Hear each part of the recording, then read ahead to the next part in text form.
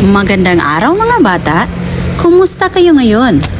Ngayon, magkakaroon tayo ng pagsusulit. Ang pagsusulit na ito ay para malaman kung ano ang inyong natutunan sa nakaraang mga linggo. Huwag kayong matakot, ito ay pagkakataon upang ipakita ang inyong mga nalalaman. Tandaan, ang mahalaga ay subukan ninyo ang inyong pinakamabuti. Hindi ko kayo huhusgahan. Lahat tayo ay natututo at okay lang kung hindi ninyo alam ang lahat ng sagot. Bago tayo magsimula, siguraduhing basahin ng maigi ang mga tanong at mga tagubilin. Kung mayroong hindi malinaw, huwag mag-atubiling magtanong. Huwag kalimutan, hindi tayo mangungupya. Ang bawat isa sa inyo ay may sariling desisyon sa pagsusulit na ito. Kapag ibinigay ko na ang mga papel, maaari na kayong magsimula. Maglaan ng tamang oras para sa bawat tanong. Kung may mga tanong na hindi ninyo agad masagot, balikan ninyo ito mamaya. Kung lahat ay handa na, ipapasa ko na ang inyong mga papel. Good luck mga bata at tandaan, gawin ninyo ang inyong makakaya. Panuto. Basahin ang pangungusap sa bawat bilang. Piliin ang litra ng tamang sagot. Question number 1. Tingnan ang larawan sa ibaba. Sino sa mga sumusunod na bata ang nagpapakita ng kalinisan sa kanyang katawan? A. Batang naglalaro sa putik. B. Batang humawak ng mabahong medyas. C. Batang naghuhugas ng kanyang kamay. D. Batang may magulong buhok. Question number 2. Basahin ang pahayag sa ibaba. Sino sa mga sumusunod na bata ang nagpapakita ng kalinisan sa kanilang katawan? A. Naliligo lamang si Lini tuwing Sabado at Linggo. B. Gumagamit ng posporo si John sa paglilinis ng kanyang tainga. C. Pinapahaba ni Alani ang kanyang mga kuko. D. Araw-araw naliligo si Jana at nagsusuot ng malinis na damit. Question number 3. Alin sa mga sumusunod ang maaari mong gamitin panlinis ng iyong mga ngipin? A. Toothpaste at toothbrush. B. Shampoo. C. Lapis. D. Nail cutter. Question number 4. Sa anong bahagi ng iyong katawan ginagamit ang nail cutter? A. Ngipin. B. Kuko ng kamay. C. Mukha. D. Tainga. Question number 5. Bakit mahalaga na tayo ay maging malinis sa ating katawan? A. Upang tayo ay maging maayos at kaaya-aya. B. Dahil ito ay pagpapakita ng pangangalaga sa ating katawan. C. Upang tayo ay malayo sa maaaring maging sakit dulot ng pagiging madumi. D. Lahat ng sagot ay tama. Question number 6. Nakita ni Luna na nagpapahid ng floor wax ang kanyang nanay. Sa kanyang tabi ay may walis at bunot. Paano makibahagi sa gawain ng ate si Ana? A. Matutulog siya para hindi siya mautusan. B. Kukuha siya ng walis at tutulong sa paglilinis. C. Lalabas siya ng bahay upang hindi ko siya makita. D. Hindi niya papansinin si nanay at hahayaan ko na lamang siya. Question number 7. Nakita mong madaming ginagawa si ate sa kusina. Ano ang maaari mong gawin upang makatulong sa kanya? A. Hindi ko na lang siya papansinin. B. Hindi ako pupunta sa kusina para hindi niya ako makita. C. Kukuha ako ng basahan at pupunasan ang lamisa. D. Pababayaan ko siya na gumawa dahil siya ang mas matanda. Question number 8. Inutusan ka ng iyong nanay na bantayan ang iyong nakababatang kapatid dahil siya'y pupunta sa palengke. Ano ang gagawin mo? A. Papaluin ko siya. B. Iiwanan ko siya sa loob ng bahay. C. Tatawagin ang kapitbahay namin. D. Aalagaan ko at babantayan siya habang wala pa si nanay. Question number 9. Walang pasok sa paaralan. Ibig mong maglaro, ngunit may gawain ka pa sa bahay na dapat tapusin. Ano ang iyong gagawin? A. Tatapusin muna ang gawain sa bahay bago maglaro. B. Iuutos ko na lang sa ibang tao ang aking mga gawain. C. Aalis na lang ako ng bahay. D. Tatakas para makapaglaro. Question number 10. Nagluluto ang nanay mo at inuutusan kaniyang bumili ng suka at asin sa tindahan. Ano ang dapat mong gawin? A. Magdadabog dahil inutusan ng nanay. B. Susunod sa inuutos ng nanay. C. Iiyak dahil inutusan ng nanay. D. Magagalit sa nanay. Question number 11. Madaming dala na libro ang iyong guro. Ano ang gagawin mo? A. Hindi ko po siya papansinin. B. Pagtatawanan namin siya ng aking kaklase. C. Magkukunwari ako na hindi ko siya nakikita. D. Dadalhin ko ang ibang libro upang matulungan siya.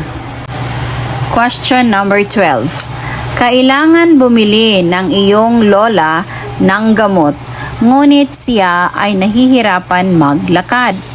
Ano ang maaari mong gawin? A. Sasabihin ko na kailangan ko ng matulog. B.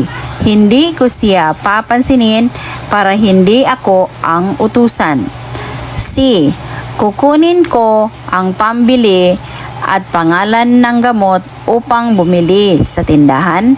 D. Tatanggi ako kung uutusan nila ako. Sa halip, maglaro na lamang. Question number 13. Naglalaro ka kasama ang iyong mga kaibigan habang nagdidilig ng mga halaman ang iyong tatay. Tinawag ka dahil kailangan niya ang tulong mo. Ano ang gagawin mo? A. Magdadabog ako. B. Maglalaro pa rin ako. C. Magbibingi-bingihan ako. D. Pupuntahan ko ang aking tatay at tutulong sa pagdidilig ng halaman. Question number 14.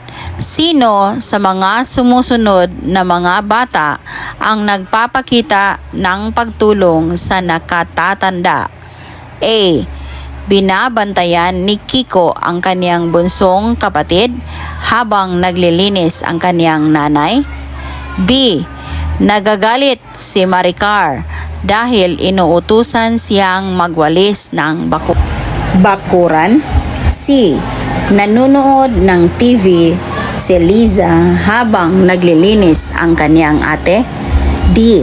Naglalaro sa cellphone si Melinda. Question number 15. Sino sa mga sumusunod na mga bata ang hindi nagpapakita ng pagtulong sa nakakatanda? A. Batang tumulong sa lolo. B. Batang pinapagalitan ng ama. C. Batang tumulong sa nanay sa pagsasampay. D. Batang tumulong sa lolo. Question number 16. Ano ang ginagawa ng pamilya na nasa larawan? Ang nasa larawan ay pamilyang nagdarasal. A. Naglalaro ng basketball. B. Kumakain ng sama-sama. C. Nagdadasal ng sama-sama. D. Namamasyal sa parke at naglaro. Question number 17. Sa iyong palagay, ano ang maaari mong ipagdasal sa Panginoon? A. Mabubuting biyaya. B. Malusog na pamilya. C. Kaligtasan sa kapamahakan. D. Lahat ng sagot ay tama. Question number 18. Ano ang maaaring mangyari kung ang isang pamilya ay sama-samang nagdadasal? A. Lumalakas ang pagmamahalan at ugnayan ng pamilya. B. Nagpapakita ng malasakit at kabutihan sa isa't isa. C. Nagpapakita ng pagmamahal sa isa't isa. D. Lahat ng sagot ay tama. Question number 19. Alin sa mga larawan ang nagpapakita ng magandang resulta ng pagdadasal? A. Masayang pamilya. B. Mag-asawang nag-aaway. C. Mag-asawang nag-aaway sa harap ng kanilang anak. D. Magkapatid na nag-aaway. Question number 20. Bilang bata, sa paanong paraan mo maipapakita ang pagmamahal sa Diyos? A. Sa pamamagitan ng pagbibigay tulong sa mga nangangailangan. B.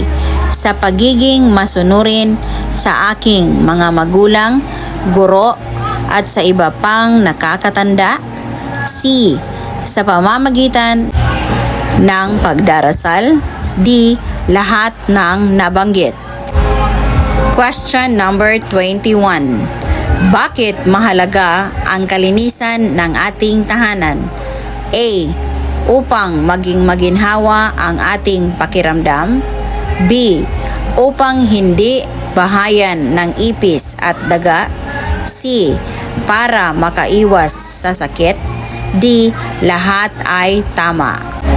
Question number 22. Alin sa mga sumusunod ang nagpapakita ng malusog at maayos na tahanan? A. Maraming hugasin sa lababo. B. Tambak ang maduduming damit. C. Malinis ang sahig at maayos ang kagamitan. D. Maraming peste tulad ng ipis at daga. Question number 23. Ano ang gagawin upang mapanatili ang kalinisan sa iyong tahanan? A. Hugasan ang mga ginamit na mga baso at plato. B. Ilagay ang mga balat ng candy sa gilid ng upuan. C. Hayaan ang mga damit na nakatambak. B. Itambak ang mga basura sa kusina.